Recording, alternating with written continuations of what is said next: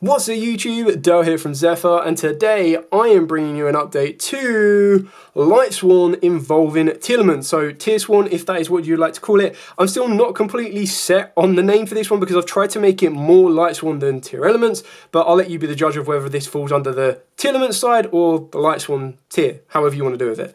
The idea is that I still want to utilize the Lightsworn cast to its max potential, and then I'm using the tier cast to support them, provide them with forms of negation, and just get additional benefits from the amount of times you will mill in this deck.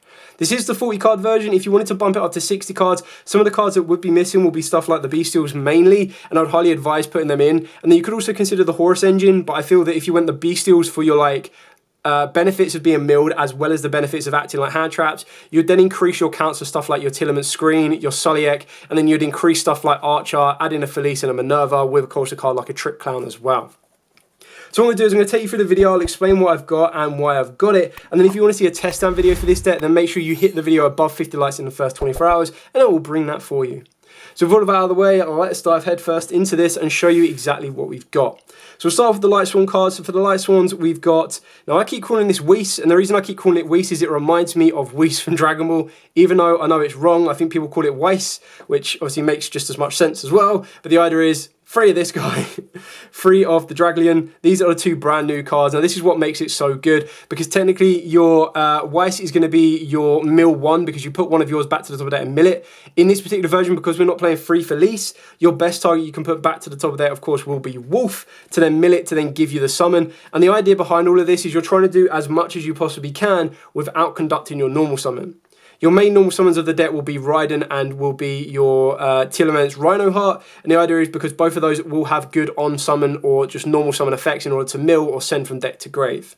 Whereas when you're trying to use stuff like your Draglion and of course your Weiss, is you're basically being able to set up yourself to be getting into a level 8 Synchro or of course a rank 4.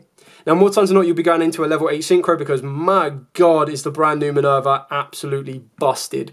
So, banish 4 Lightsworns, mill 4 as if you needed that, and then send 2 from the deck, or be able to send 2 from the deck with different types, which basically ultimately ends you into another rank 4, or in this particular version, another level 8 Synchro in the form of the Vitus Ariatama, and then this gives you access to your Scream. Scream will then allow you to mill 3 more cards, or you can just go straight for the counter trap if you want to, or Sulliek. It really is up to you. Now, you'll see in this version, I'm not playing the planet. The reason I'm not playing the planet is, number one, I sold mine, and number two, they're due for a reprint in like a week's time or so. When I get them, I might add them, and if I did that, you'd probably just cut down the count of the Rhino Heart down to 2, and just play around with it that way. Speaking of, we've got 2 Raiden as your normal summon and the 1 Felice. I'm not completely set on the 1 Felice yet. I do like the idea of playing it at 2, and the reason for that is there are other cards and monster effects that let you send monsters from deck to the grave. You just need to remember that Wolf will trigger no matter how it's sent from deck to grave, whereas Felice needs to go via a monster effect. So there will be times where maybe you'll mill this off of your Weiss, and then what you're trying to do there is you're trying to then send another 2 in order to bring back Felice. You're then forced to send Wolf and then send a Weiss in order to bring 2 back to make your rank 7. Make your rank 4 or make your Synchro 8. The last one we play is the 1 Punishment Dragon, and the reason you play Punishment Dragon in this particular version is obviously it's searchable off of the Draglin, but on top of that as well, what this gives you the benefit of is it lets you shuffle back all cards in the graveyard and face up banished except Lightsworns, so it lets you recycle your tiers, and then you're starting to utilize your tiers by putting back some of your Lightsworns from the graveyard where at all possible. In this version, we're not actually going to be doing that. Our tiers are only going to be spinning back Dark Monsters, or are going to be spinning back themselves with stuff like King of the Swamp and everything else. Then, of course, moving on to the tier cards we are playing, and shout out to Leo for letting me borrow his Tearlaments Kashtiras. Again, sold mine, and I'm hoping they're going to be reprinted, please. But the reason this one is so important is because during the main phase, you get a quick effect to special it from the hand and then banish a cash or a tier card from the hand or graveyard. And if it's normal or special, you get to send the top 3 cards of either player's deck to the graveyard. In doing so, you're then milling more cards. But then if it is sent from the deck to the graveyard, or just sent to the graveyard by card effect, you get to send 2 cards from the top of the deck. So the idea is you just want to keep milling on a consistent basis where at all possible, which is why you want to play this at 3. Again, it's something I could see you playing at 2 if you really, really wanted to. You could even put in a Fenrir here and go for stuff like the Planet Rice-Off in order to search out Fenrir, and then Fenrir gets you to your Tearlaments Kastira to make it a little bit more consistent. But the idea is you're just using this as additional mill fodder. Then, of course, we've got the triple Rhino Heart. Now, this is obviously your ideal normal summon, which is why this is at 3 and your Raiden is at 2. The idea is you want to get this on normal or special to send a tier direct from deck to grave. The only issue is that when you're doing that, if it's only Rhino Heart sending 1 tier monster, you're not really going to go anywhere because you're not actually able to go into Kick Callus anymore. Big sad. So you need to have an additional monster in the graveyard or an additional Aqua in the graveyard in order to get into your Kaleido Heart. And then you need a King of the Swamp in order to get to your Rue Kalos. So you already need to have mills set up in order to get the benefit from it. So just opening up this on its own is not going to be that effective for you.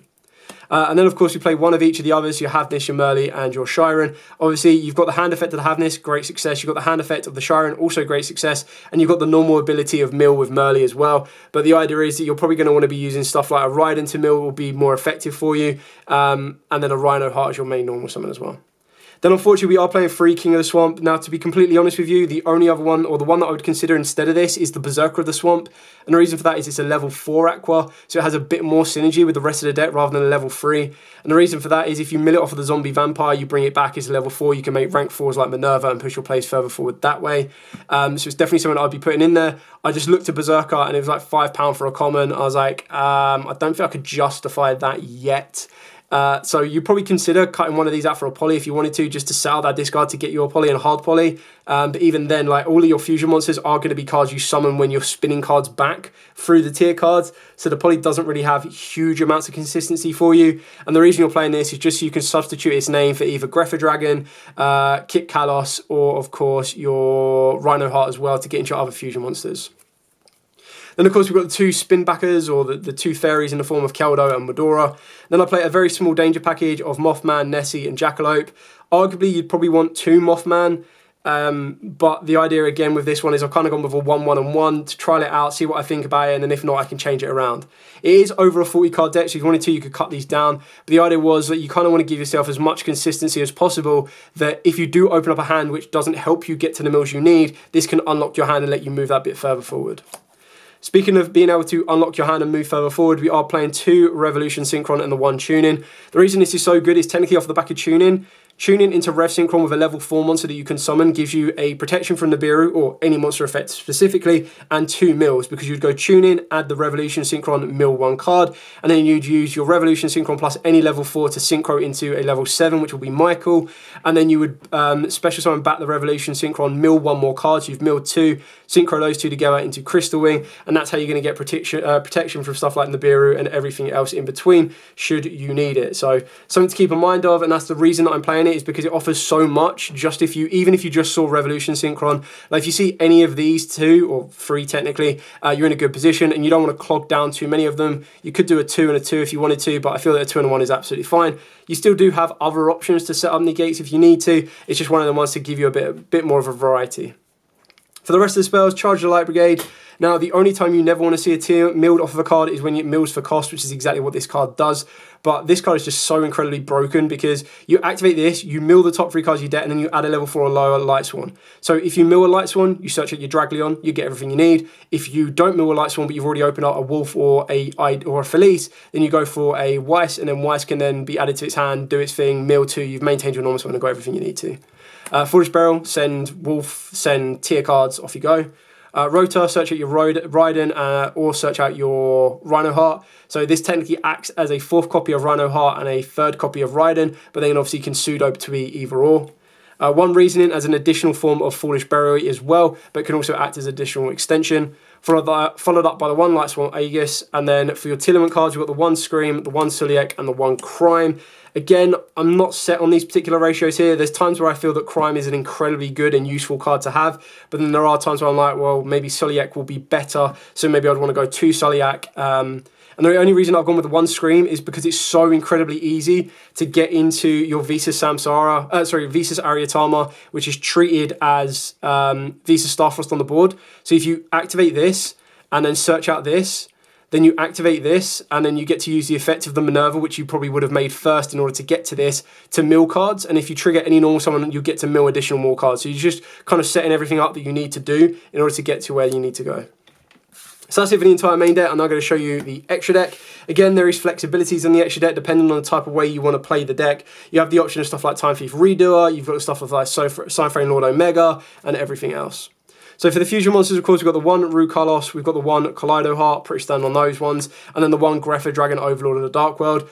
I just thought that this would be a cool one to use because it's one of the ones that if I feel that I need to be protected from a particular hand trap, if I'm able to mill King of the Swamp plus a Tearlament, I can spin them both back, go into Grepher, and then I get the ability to discard one of my cards via card effect, which is really useful.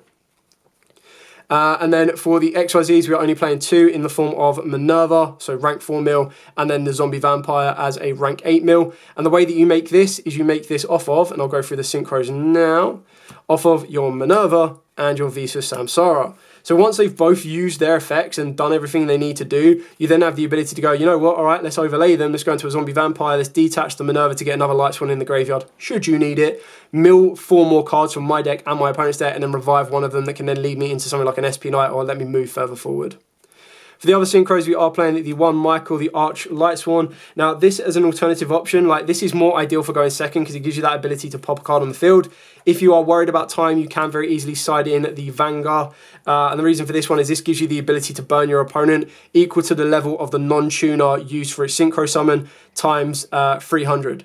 Now, I believe it was. Let me just double check it's the tuner. I always get these mixed up. So, inflict 300 damage to your opponent for each level the tuner had, that tuner used had its so you'd basically, for the tuner, which more times than not when you're going into a level 7 will be a level 4, sometimes it'll be a level 3 if you're using Revolution Synchron, will let you burn for 900, and that sometimes is better than Cowboy, because then that will lead you to game.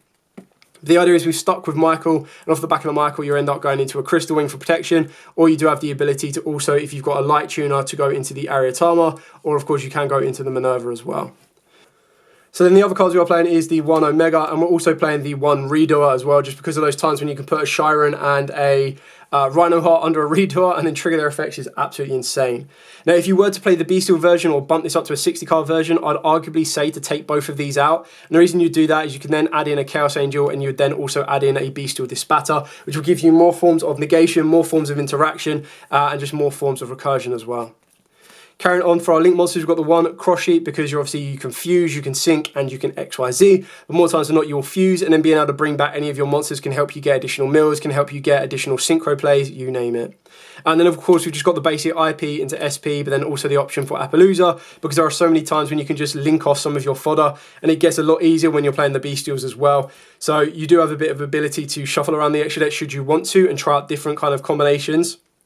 The idea is that I wanted to try and keep this for a 40 card build. My personal preference with this particular deck is a 60 card build. Yes, it is a little bit more inconsistent, but it does give you that ability to play the Bestials. So in a deck where you can't really play hand traps, you're able to then play hand traps, and those hand traps can be massively effective because not only will they deal with stuff in the back row, they can also give you recursion with the stuff like the Regained, as well as also giving you the ability to disrupt your opponent's graveyard and give you big boss monsters on the board, search you out different dragons as well. And keeping in mind, the brand new Lightsworn Draglion is a dragon. So you can Magnemute, search out a Dragon. Let's go. And that is pretty much it for the 40 card Lightsworn tier Sworn, however you want to put it, deck profile. Like I said, if you want to see a test stand video of this deck, or if you want to see the full 60 card version, then make sure you smash that like button. Getting it above 50 likes in the first 24 hours will unlock that for you. For now, anyway, thank you so much for watching. Like, comment, subscribe, share. Till next time, as absolutely always, stay safe, and of course, happy dueling.